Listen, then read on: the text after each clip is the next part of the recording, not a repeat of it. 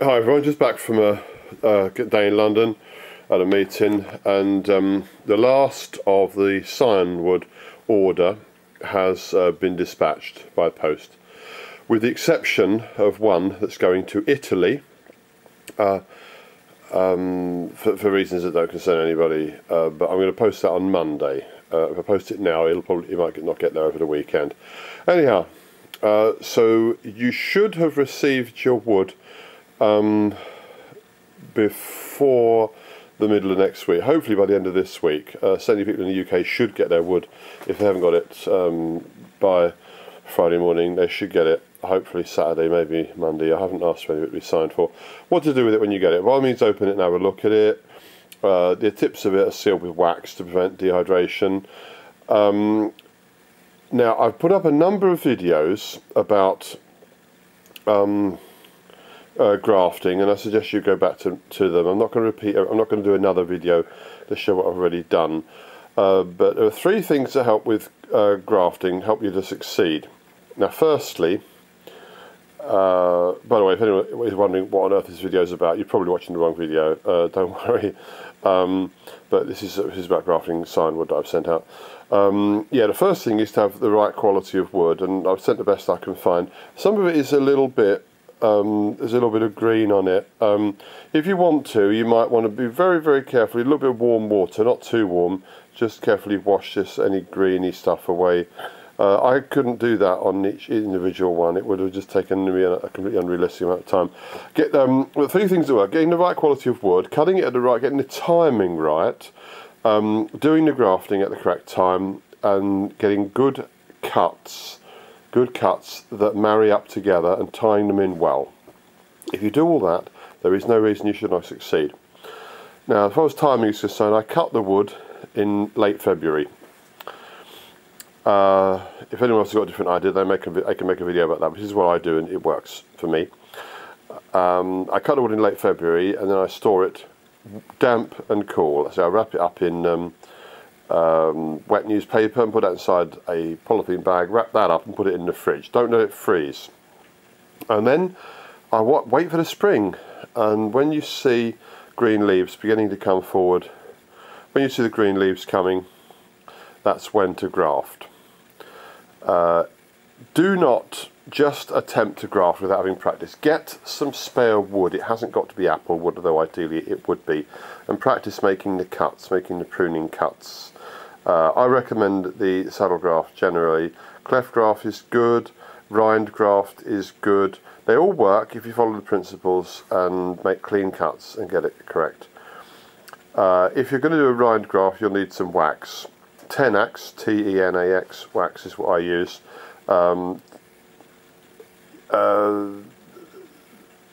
Polythene strips will do to tie the thing in. The parafilm is very good. If you can get parafilm, I've only used it once, it worked perfectly. I probably ought to use it again. Parafilm is good. There's a little tip. You can see that that's the bud pointing upwards. Do graft the right way up.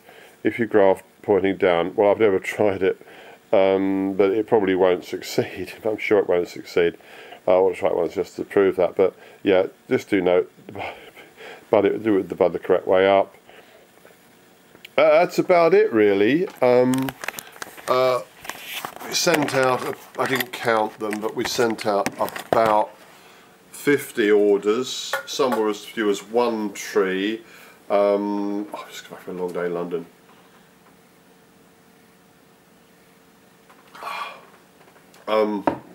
Some of them are just for one variety. I've sent about 3 bits of scion wood in each one, which is enough to graft 3 trees, or to graft 1 tree at 3 different points. But do practice before you actually use your scion wood, because I ain't sending any more out. It's precious stuff.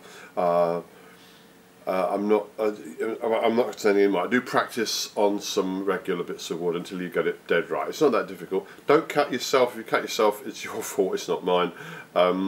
If you haven't got a knife, I've said the Opinel number 6 pruning knife is Opinel general purpose folding locking pen knife number 6 has been my favourite for a number of years. I have no intention of using any other knife than that one.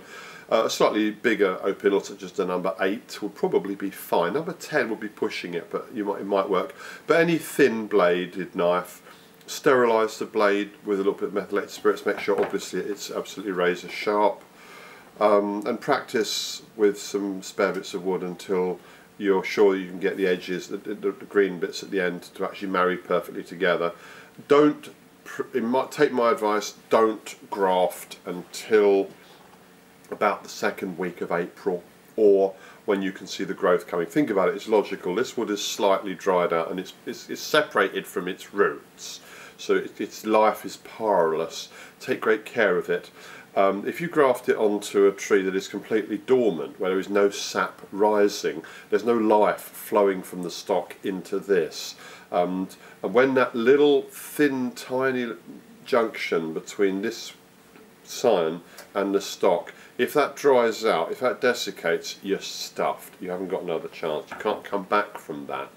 But if you cut your stockwood when the sap is actively rising, because spring has sprung, then you've got a flow coming up from the ground into a wood that's a bit dry and wants to receive it. So you've got that life moving and happening. There's probably a biological explanation that would serve better than that, but that's my logic. All I can say is it works for me, and presumably you're watching this for advice because you've seen my orchard. I've shown you where I've done these grafts, and they do work, and lots of people have told me that they've followed my example and have had success.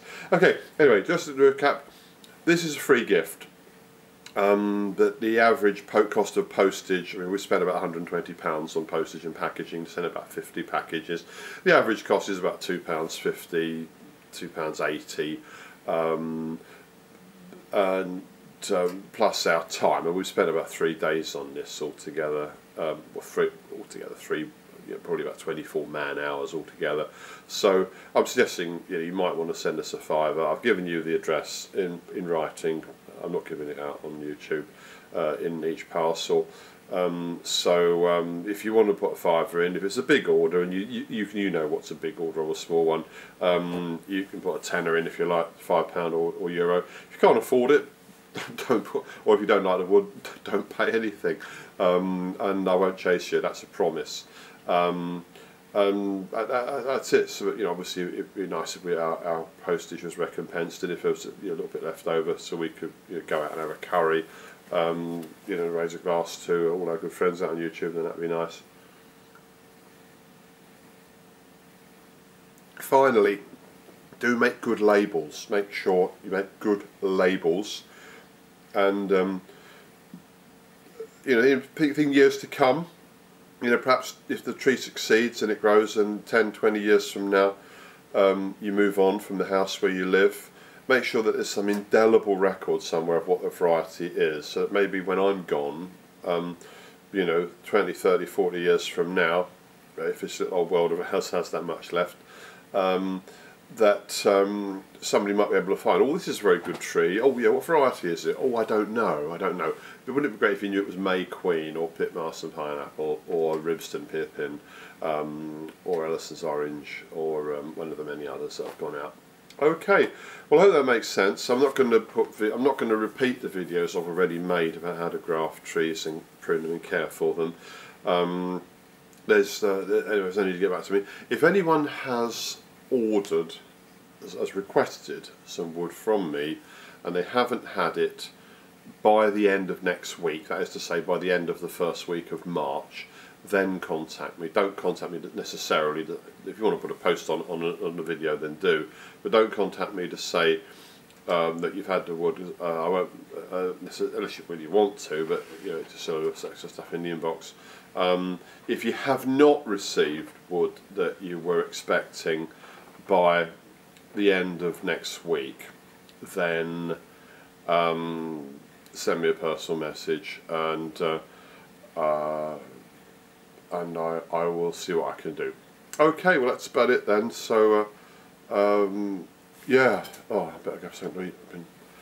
I got up at 6 this morning in London, sat in lectures all day.